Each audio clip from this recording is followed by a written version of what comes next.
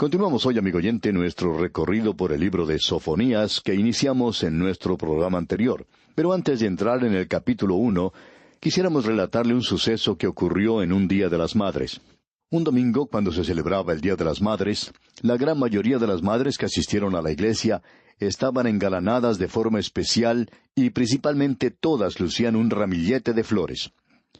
Pero una de estas madres, aunque lucía el ramillete de flores más grande de todos, unas hermosas orquídeas, en su rostro se demostraba una gran tristeza. Ella era la madre de un hombre de negocios muy prominente en los asuntos gubernamentales y también en los asuntos comerciales. Pero este hombre no era creyente. Él no quería escuchar los ruegos de su madre en cuanto a esto, y ella oraba por él constantemente. También le había pedido a otros que oraran por su hijo. Ese domingo, Día de las Madres, ella se acercó al pastor y le dijo: «Yo ruego a Dios que salve a mi hijo. Yo ruego que sea salvo, aun si Dios lo tiene que poner en la cama».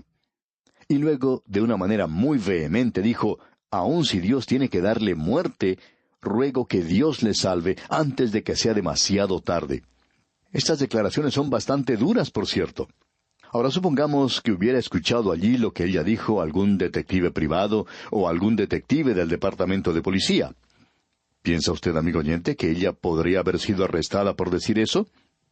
Bueno, no creemos que hubiera sucedido eso. Ningún detective podría arrestarla. ¿Por qué? Porque eso no era una amenaza.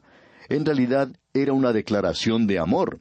Era porque ella amaba a su hijo y estaba dispuesta a abandonarle en cierto sentido, a que él pasara por la muerte misma, si eso significaba la salvación eterna de su hijo. Amigo oyente, este pequeño libro de Sofonías presenta este aspecto de Dios. Creemos que es necesario reconocer, como vimos en nuestro programa anterior, que Dios no es un Dios de doble personalidad, que es un Dios de amor y que existe otra naturaleza en Él, como si fuera una persona diferente. Él es un Dios de juicio, pero hay amor a través de todo este pequeño libro, y este es un libro de juicio. Uno no puede encontrar un juicio enunciado en una manera más severa que lo que se expresa aquí en este libro. Ahora hay dos pensamientos que se destacan aquí en este libro. El primero de estos es el día de Jehová. Se menciona 7 veces. Debemos recalcar que este es el tema del libro, el día de Jehová. Abdías y Joel fueron los primeros profetas que escribieron esta frase, el día de Jehová. Sofonías es el último en hacer esto. Y como hemos dicho, él la utiliza más que cualquier otro profeta. Como ya hemos indicado, se menciona 7 veces en este pequeño libro, y aún así hay más referencias a esto, pero no utilizando esa frase en particular. Tiene una aplicación particular al período de la gran tribulación. Precede al reino, pero incluye al reino también. En realidad, el período de la gran tribulación finaliza con la venida de Cristo personalmente a esta tierra a establecer su reino milenario. Todo eso se incluye en el día de Jehová. Es necesario que tengamos esto delante de nosotros al estudiar este pequeño libro porque el énfasis aquí es sobre juicio.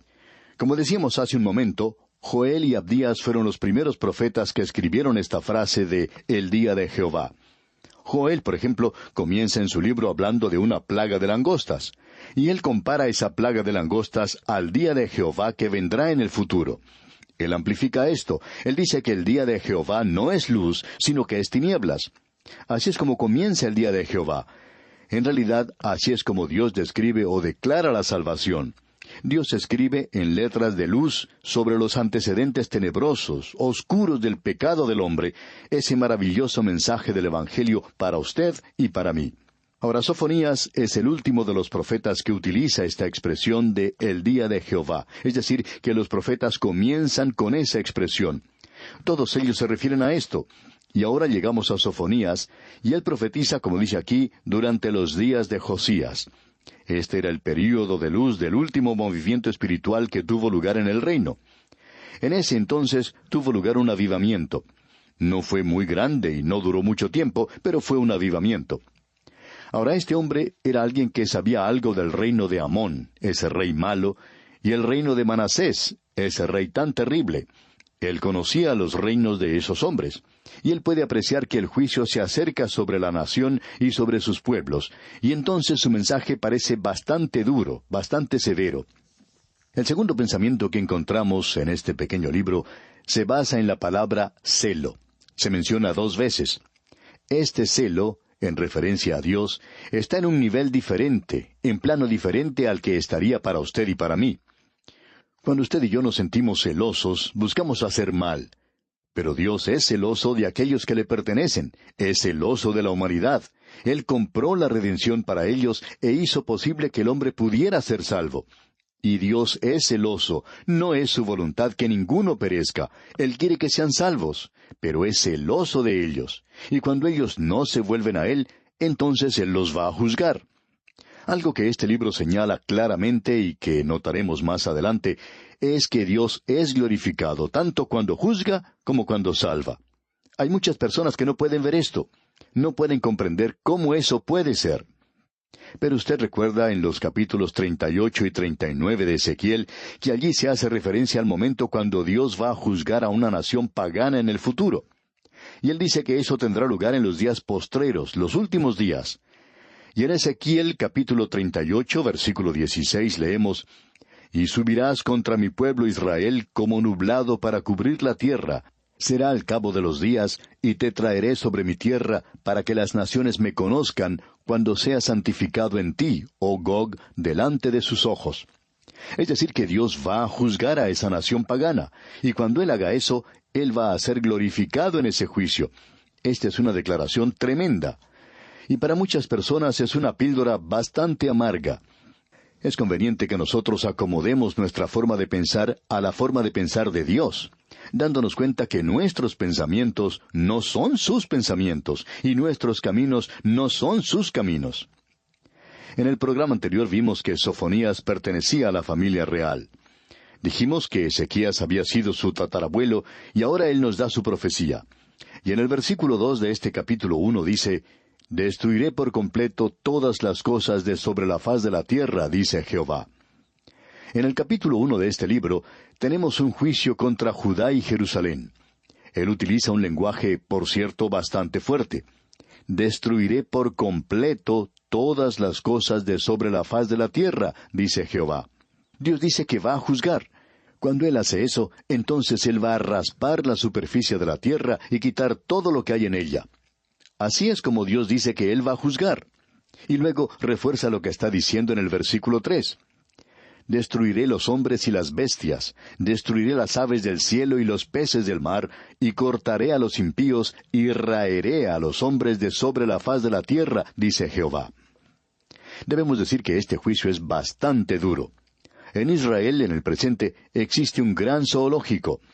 Se nos dice que está ubicado en un lugar cerca del mar de Galilea y que se está haciendo un esfuerzo por reunir a todos los animales que existían en los días de la Biblia y colocarlos en ese zoológico, porque es algo muy obvio que cuando aumenta la población va a ocurrir allí lo mismo que ha sucedido en otras partes, y ciertas especies de animales se van a extinguir y desaparecerán. Bueno, Dios dice que eso es exactamente lo que sucederá cuando Él juzgue la tierra. Muchas especies, en realidad todas estas, están llegando a extinguirse en esa ocasión. Este es un juicio muy severo. Al avanzar en nuestro estudio reconocemos que esto en realidad cubre mucho más que esa tierra. Es una devastación mundial la que se predice aquí. Y el libro de Apocalipsis confirma esto y lo ubica en el período de la gran tribulación. Es durante ese período que esta tierra quedará completamente desnuda, porque ocurre justo antes que Dios traiga el reino milenario y renueve la tierra. Usted puede notar que aquí dice que Él destruirá a los hombres y a las bestias, es decir, todas las criaturas vivientes están incluidas en este juicio. Leamos ahora los versículos 4 y 5 de este capítulo 1 de Sofonías. «Extenderé mi mano sobre Judá y sobre todos los habitantes de Jerusalén, y exterminaré de este lugar los restos de Baal, y el nombre de los ministros idólatras con sus sacerdotes, y a los que sobre los terrados se postran al ejército del cielo, y a los que se postran jurando por Jehová y jurando por Milcom».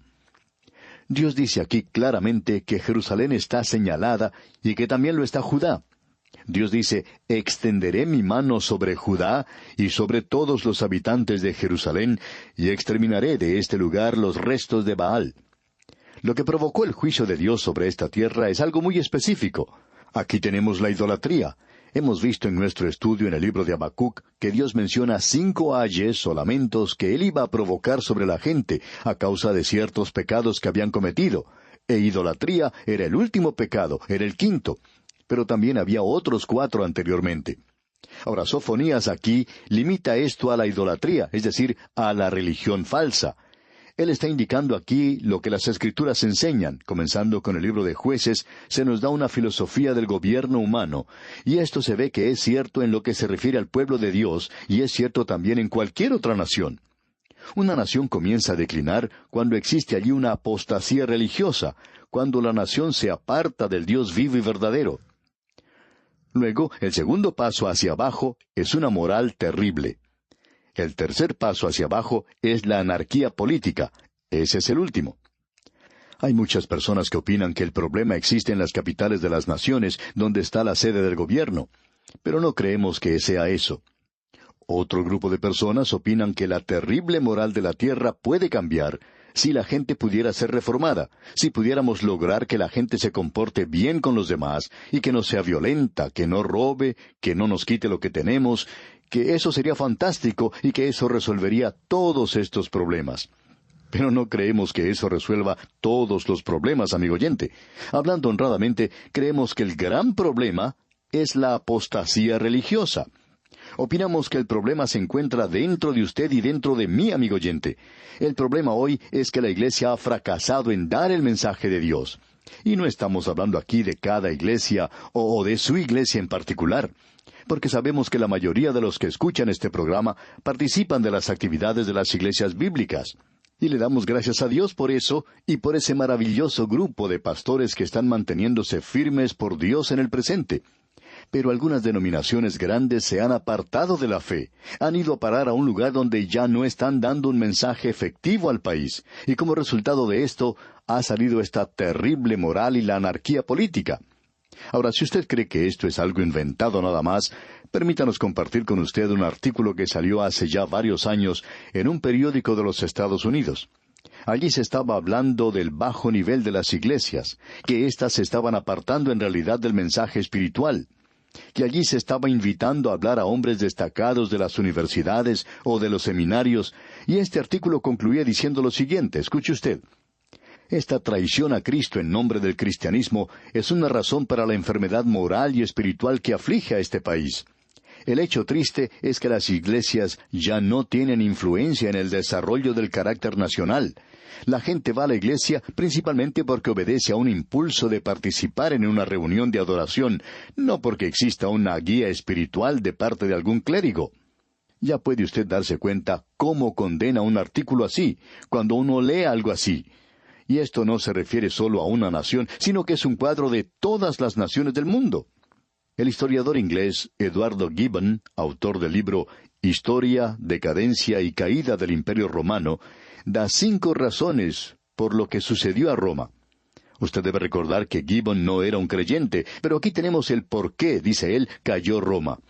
Y Roma cayó desde adentro. Él dice, en primer lugar, la dignidad y la santidad del hogar fueron minadas, socavadas. El hogar es la base de la sociedad humana. En segundo lugar, se aumentó los impuestos más y se gastaba cada vez más el dinero público para proveer pan gratis y circos para el populacho. Tercero, la locura por el placer. Los deportes se hacían cada vez más excitantes, más brutales, más inmorales. Cuarto, la construcción de mucho armamento, cuando en realidad el enemigo mayor estaba de adentro. El decaimiento de la responsabilidad individual. Y quinto, el decaimiento de la religión, que se convertía nada más que en un formulismo, que perdía su contacto con la vida, perdiendo el poder de guiar a la gente. Ahora, esta es una declaración realmente sorprendente, amigo oyente. Ahora, este hombre Sofonías pone su dedo en la llaga en lo que al reino del sur de Judá se refiere. Él vio lo que estaba sucediendo y vio que se acercaba el juicio. Y él menciona esto aquí de la idolatría. Él menciona algo interesante en cuanto a la idolatría. Personalmente creemos que existen 3 clases de idolatría mencionadas. En primer lugar, tenemos la adoración de Baal, y esta era una forma de idolatría muy cruda. Usted recuerda que Jeroboam, en primer lugar, hizo construir ese becerro de oro. Más adelante, Jezabel introdujo la adoración de Baal, Y como dijimos, Baal era una forma de adoración muy cruda, aún en la idolatría. Luego, la idolatría llegó a ser algo muy refinado y sofisticado, y aquí podemos notar que dice, y exterminaré de este lugar los restos de Baal y el nombre de los ministros idólatras y sus sacerdotes. Luego, en el versículo 5, se nos presenta un segundo aspecto cuando dice, y a los que sobre los terrados se postraban al ejército del cielo, y a los que se postran jurando por Jehová y jurando por Milcom. Aquí se presenta el segundo aspecto de la idolatría. Es algo más refinado y muy sutil, y por cierto, muy peligroso. Y vamos a tener que dejar esto para el próximo programa, Dios mediante. Uno puede comparar esto con la religión de su propio país. El paralelo es tan similar que realmente lo deja uno sorprendido. En nuestro próximo programa continuaremos nuestro estudio en este capítulo 1 de la profecía de Sofonías. Le sugerimos leer todo este capítulo 1 junto con las notas y bosquejos que hemos enviado. De esta forma le será más fácil la comprensión de esta parte de la Escritura y estará así más familiarizado y mejor preparado para nuestro próximo estudio. Que nuestro Dios Todopoderoso derrame sobre usted sus ilimitadas bendiciones.